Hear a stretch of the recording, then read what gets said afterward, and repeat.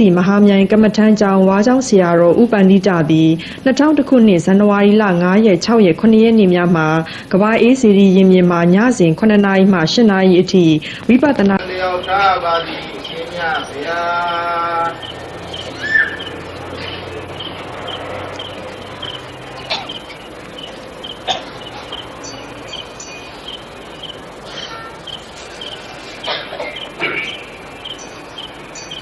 ဦးဇင်းကဗမာဇာမတတ်ဘူးဇာအာယတတ်ခြင်းနော်ဇာမတတ်တော့စကားပြောတဲ့အခါမှာမှားယွင်းသွားမယ်ဆိုရင်အားလုံးဆရာတော်သမတော်သံဃာတော်အရှင်မြတ်ကိုရင်ကြီးကစားပြီးတော့တပည့်တော်ဟာစာပေကျမ်းမတတ်တဲ့အတွက်ကြောင့်ပြောမှဆိုမှရှိရင်စကားပြောလိုက်တဲ့အခါ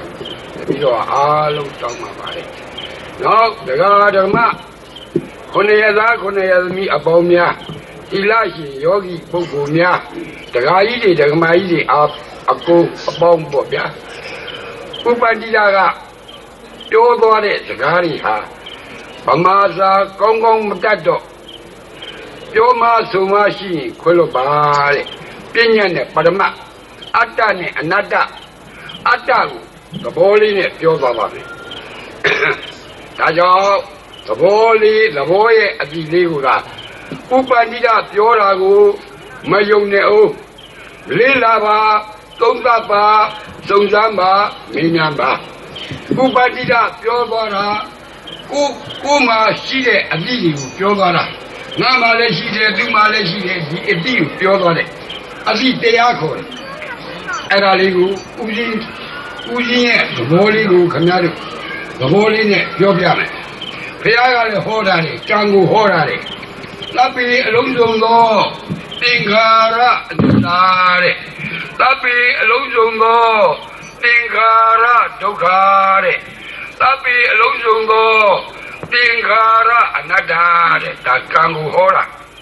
ကံဆိုတာခေါ်လို့မဟုတ်တာ